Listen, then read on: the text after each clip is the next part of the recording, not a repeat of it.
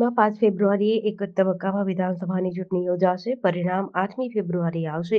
મુખ્ય ચૂંટણી કમિશનર રાજીવ કુમારે કહ્યું, દેશની રાજધાનીમાં 1.5 કરોડ મતદારો માટે 33,000 બૂથ બનાવવામાં આવ્યા છે, જેમાં 83.49 લાખ પુરુષ અને 79 લાખ મહિલાઓ મતદાન કરશે.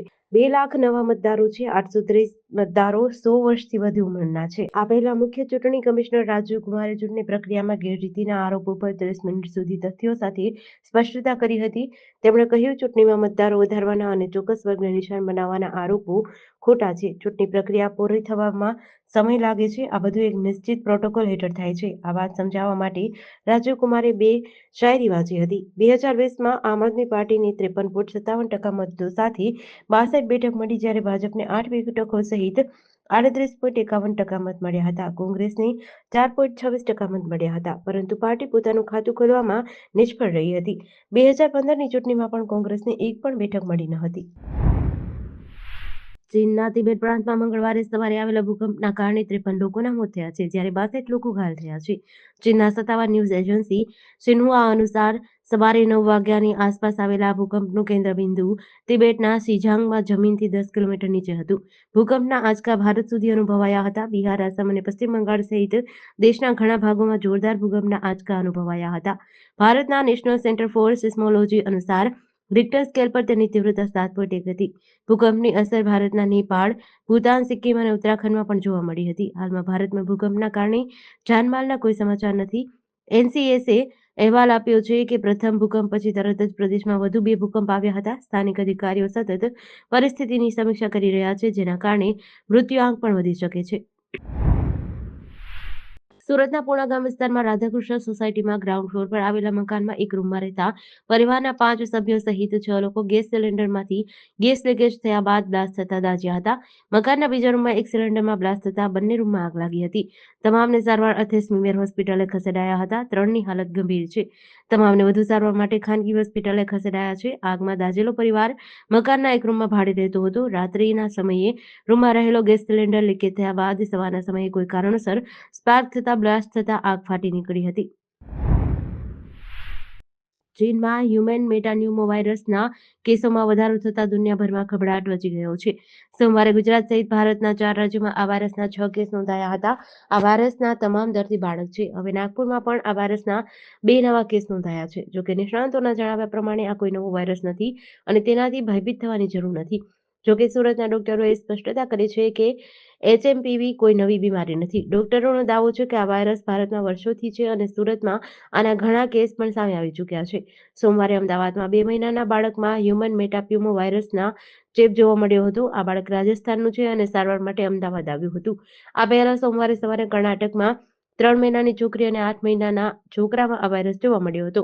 બંને બાળકોની બેંગ્લોરની હોસ્પિટલમાં તપાસ કરવામાં આવી હતી. પશ્ચિમ બંગાળમાં પણ 5 મહિનાના બાળકમાં આ રોગના લક્ષણો જોવા મળ્યા હતા.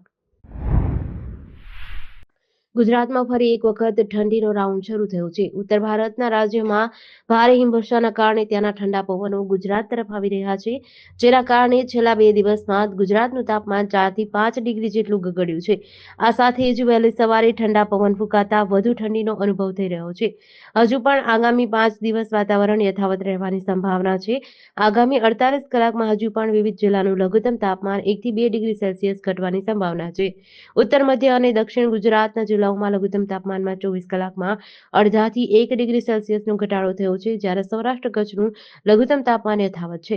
આ સાથે જ વાતાવરણમાં ધુમ્મસ છવાતા હવાઈ મુસાફરીને પણ અસર થઈ રહી છે. છેલ્લા 24 કલાક દરમિયાન નલિયામાં રાજ્યનું સૌથી ઓછું 6.2 ડિગ્રી સેલ્સિયસ લઘુત્તમ તાપમાન હતું.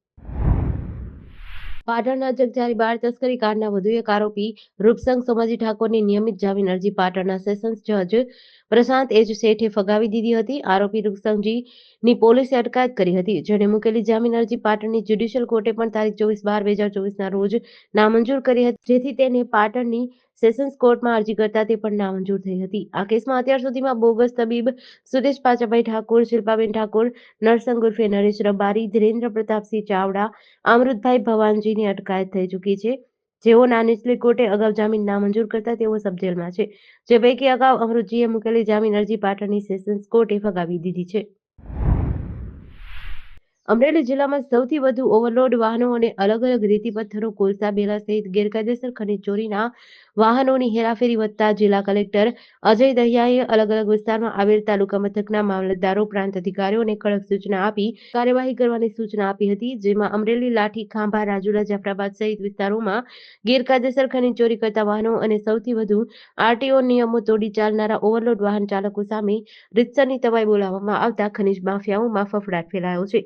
આ અંગે અમરેલી કલેક્ટર અજય દહિયાનો સંપર્ક કરતા જણાવ્યું કે આમાં ઓવરલોડ ભારે વાહનો અને રોયલ્ટી વગરના વાહનોનો સમાવેશ થાય છે. ધ્રાંગધ્રાના માલવણ હાઈવે ઉપર એસઓજી દ્વારા ગાંજો વેચાણ માટે આવેલો શખ્સ ઝડપાયો છે. જેમાં ₹20,150ના મુદ્દામાલ સાથે એકની ધરપકડ કરાઈ છે. 2 કિલો સૂકા ગાંજા સાથે એક શખ્સ ઝડપાયો હતો. ધ્રાંગધ્રા તાલુકા પોલીસ ઘોર નિંદ્રામાં રહી અને જિલ્લા એસઓજી દ્વારા સૂકો ગાંજો ઝડપાયો હતો. સુરેન્દ્રનગર જિલ્લાના ધ્રાંગધ્રા તાલુકાના માલવણ હાઈવે ઉપર અવારનવાર ગેરકાયદેસર ડીઝલ અને વિદેશી દારૂનો જથ્થો ઝડપાય છે. ત્યારે ફરી એકવાર આ હાઈવે પાસે રામદેવપુર ગામના પાટિયા પાસે કચ્છી હોટલના કમ્પાઉન્ડ પાસે આવેલ ગાંજો વેચાણ માટે એક શખ્સને જિલ્લા પોલીસ અધિક્ષકની મુખ્ય ગણાતી શાખા એટલે કે જિલ્લા એસઓજી દ્વારા વિજયભાઈ બજાણિયાને ઝડપી લીધો હતો. આણંદ પેરોલ ફ્લો સ્કોડની ટીમે બોરસદ ટાઉન પોલીસ મથકે નોંધાયેલા ઘરફોડ ચોરીના ગુનામાં છેલ્લા 19 વર્ષથી નાસ્તા ફરતા આરોપીને કલમસર ગામેથી પકડી પાડી કાર્યવાહી હાથ ધરી છે. જિલ્લાના બોરસદ ટાઉન પોલીસ મથકમાં વર્ષ 2026ની સાલમાં ઘરફોડ ચોરીનો ગુનો નોંધાયો હતો. આ ગુનામાં છેલ્લા 19 વર્ષથી નાસ્તો ફરતો આરોપી દિનેશ પ્રતાપ વાઘરી આજરોજ ખંભાત તાલુકાના કલમસર ગામમાં બાધા કરવા આવનાર હોવાની બાતમી આણંદ પેરોલ ફ્લો સ્કોડને મળી હતી. જેથી પેરોલ ફ્લો સ્કોડની ટીમે કલમસર ગામે વોચ ગોઠવી આ આરોપીને ઝડપી પાડ્યો હતો. વીર નર્મદ દક્ષિણ ગુજરાત યુનિવર્સિટીની અંદર 25 કરોડ રૂપિયાના ખર્ચે અદ્યતન રિસર્ચ સેન્ટર બનાવવામાં આવશે. જેમાં દક્ષિણ ગુજરાતમાં 7 જિલ્લાઓના ઉદ્યોગોને ધ્યાનમાં રાખીને પ્રેક્ટિકલ રિસર્ચ થઈ શકે તે માટેની સુવિધા ઉપલબ્ધ રહેશે. સુરત શહેરના ટેક્સટાઇલ, ડાયમંડ સહિત બ્લુ ઇકોનોમીને આવરી લેવામાં આવ્યા છે. 7 જિલ્લાઓમાં જે ઉદ્યોગ હાલ છે તેના લેટેસ્ટ સાધનો આ રિસર્ચ સેન્ટરમાં જોવા મળશે. વિદ્યાર્થીઓ આ સાધનો ઉપર વાસ્તવિક પ્રેક્ટિકલ રિસર્ચ કરી શકશે.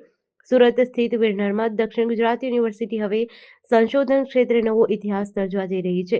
યુનિવર્સિટી દ્વારા કેન્દ્રીય સંશોધન અને નવીનતા ભવનની સ્થાપનાનું મહત્વાકાંક્ષી આયોજન કરવામાં આવ્યું છે. આ પ્રોજેક્ટ માટે પીએમ ઉષા યોજના અંતર્ગત 25 કરોડની ગ્રાન્ટ મળી છે. જે નવા સમયમાં સંશોધન ક્ષમતા વધારશે અને યુનિવર્સિટીની વૈજ્ઞાનિક ક્ષમતાને વિશાળ સ્તરે વધારશે.